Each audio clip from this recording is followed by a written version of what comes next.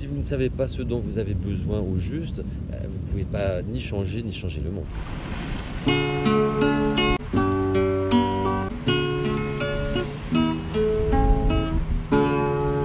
Les petits passages. Bonjour à tous et bienvenue sur la chaîne des petits passages. Aujourd'hui, nous allons aborder la question des besoins. Qu'est-ce que sont que les besoins? Eh bien, c'est tout ce qui est nécessaire pour que nous puissions vivre tant physiquement que émotionnellement et psychologiquement. Maslow avait établi une pyramide des besoins. Il en a retenu 5. Je vais vous les citer brièvement, vous pourrez tout à fait approfondir de votre côté. Donc il a mis en premier les besoins basiques, c'est-à-dire les besoins physiologiques. Respirer, boire, manger, il y a mis la sexualité également et maintenir sa température corporelle. Ensuite, on a les besoins de sécurité, c'est tout ce qui nous permet de, allez, je vais synthétiser, de rester en bonne intégrité physique et mentale. L'appartenance sociale, il estime que chaque être humain a besoin d'avoir des interactions avec ses semblables. Nous sommes des animaux sociaux. L'estime de soi, eh bien, c'est se respecter, savoir ce qui est bon pour nous et savoir aussi faire la part des choses entre soi et les autres, la bonne distance, ne pas trop donner pour les autres. On voit des gens des fois qui se mettent entre parenthèses, on l'a vu dans d'autres vidéos, et qui s'oublient. Et se réaliser, c'est déjà plus l'aspect, on va dire, ce qu'on appelle spirituel, c'est-à-dire qu'une fois qu'on a répondu à tous ces autres besoins, eh bien, on va pouvoir évoluer, suivre son chemin d'évolution, puisque nous sommes sur Terre pour évoluer. Passage. Ça, c'est une approche, on va dire, plutôt scientifique, sociologique, psychologique. Moi, aujourd'hui, j'ai envie de vous proposer une grille de lecture de vos besoins. Parce que c'est pas forcément évident.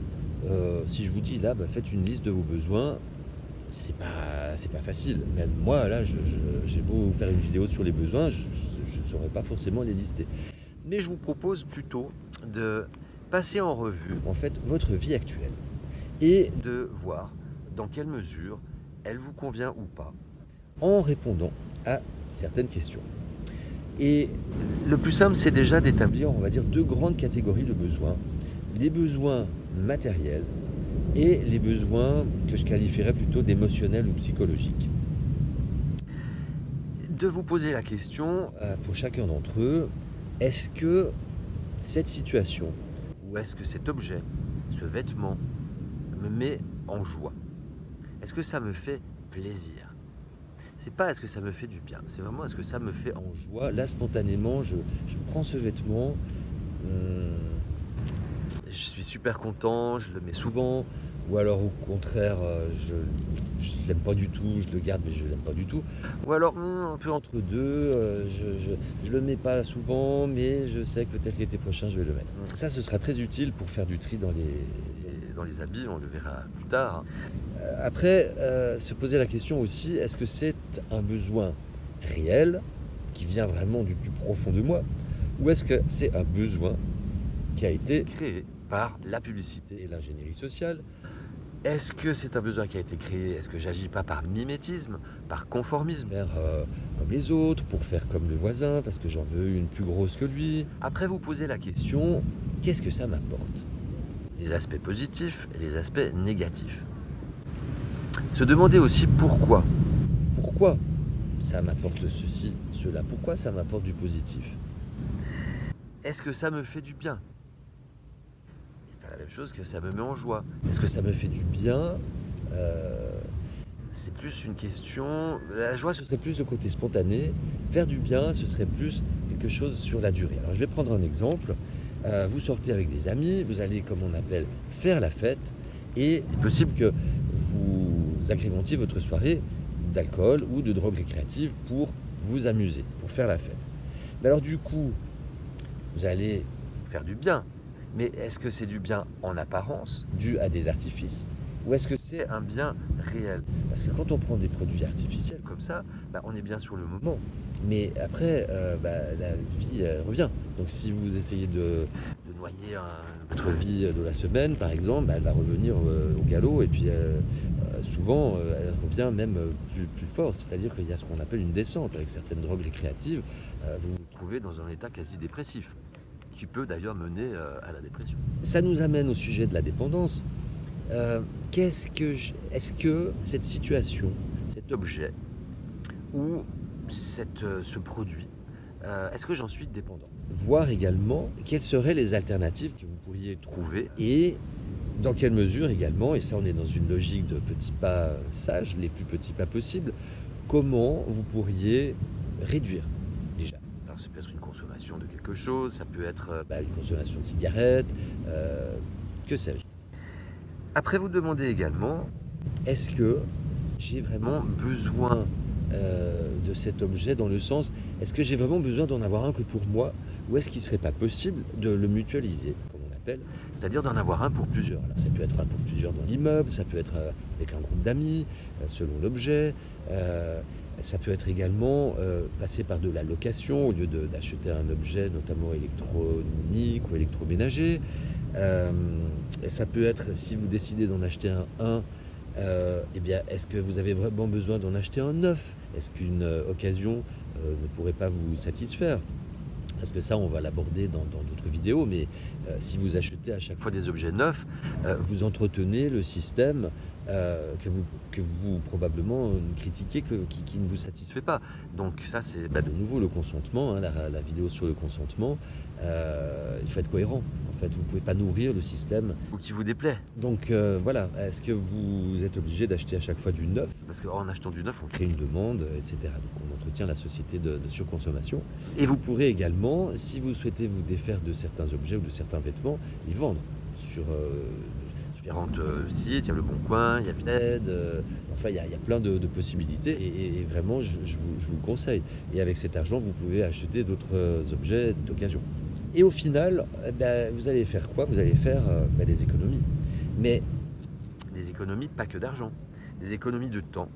Parce que en sachant ce qui est bon pour vous, vous allez gagner du temps à faire de suite ce qui est bon pour vous. Vous n'allez pas passer par des chemins de traverse.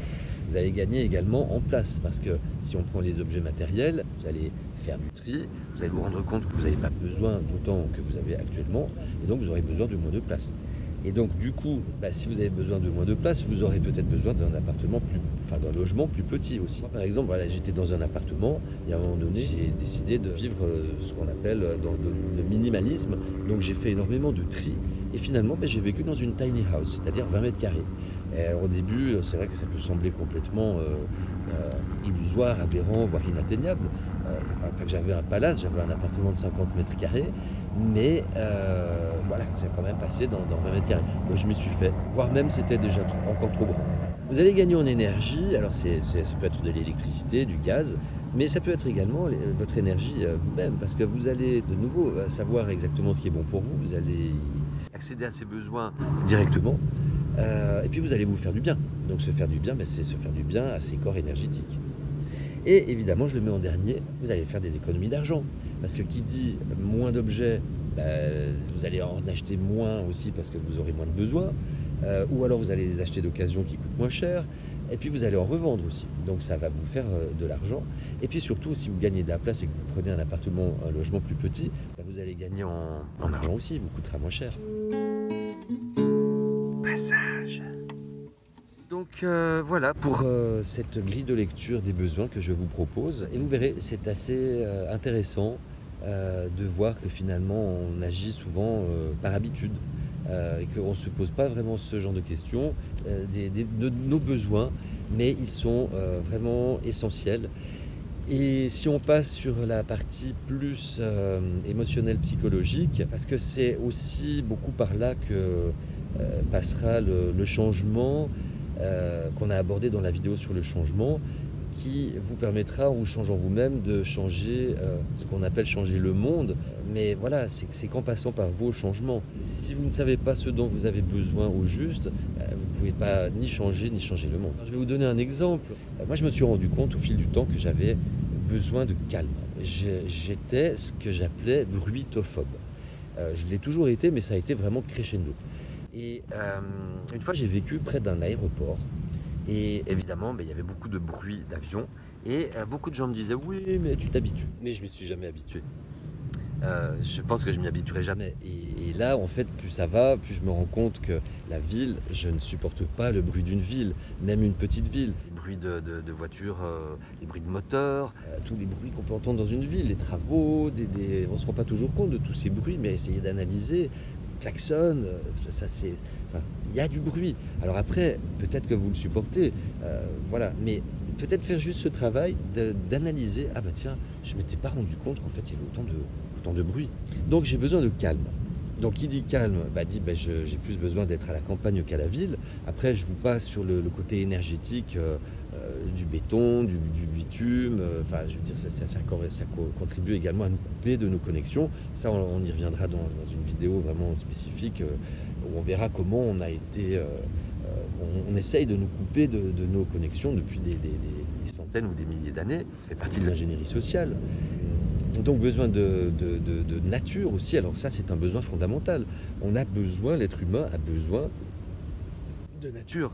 On a besoin d'être en harmonie avec la nature. Regardez dans une ville pleine de béton, la nature elle est où? Et plus ça va dans les villes, ils vous font des places toutes modernes, toutes, j'allais dire toutes belles, non parce que moi je les trouve moches, mais il n'y a pas un arbre. Vous allez à Montpellier, à la place devant l'hôtel de ville, déjà ce bâtiment, mais il est d'une laideur, on dirait un corbillard géant, et il n'y a pas un arbre. Enfin si, ils ont mis, je crois qu'il y a quelques petits arbres, mais tout petits dans des pots. Enfin je veux dire, arrêtons quoi, on peut faire mieux, donc pour dire que j'ai besoin de calme, et aussi le matin. Voilà, moi j'ai jamais été du matin. Par contre, je l'ai subi pendant les 3 quarts de ma vie parce que en fait, je savais pas exactement quels étaient mes besoins. Et ensuite, je me suis aperçu que j'avais besoin de temps le matin. Donc, ce qui fait que pour respecter ces besoins, si je dois mettre le réveil, je mets le réveil 1 heure avant. Voilà, parce que j'aime bien faire mon petit rituel le matin et prendre le temps. Donc ce rituel me permet d'aller voir à l'intérieur, c'est-à-dire que c'est le yoga, la méditation, et j'ai besoin de ce rituel, ce que j'appelle le rituel. On peut appeler ça les pratiques matinales, on appelle ça comme on veut. C'est-à-dire d'abord m'intérioriser, me centrer, et après de pouvoir aller vers les autres. Et sans passer par ce passage-là, si je suis avec d'autres personnes, je suis mal à l'aise. Je ne suis pas vraiment en mesure de communiquer, voire même peut-être je pourrais me sentir agressif parce que agressé. J'espère que cette vidéo vous aura plu. Merci de votre attention. Je vous invite à vous abonner, à cliquer sur la cloche. Et je vous dis à tout bientôt. Prenez soin de vous. Je vous aime.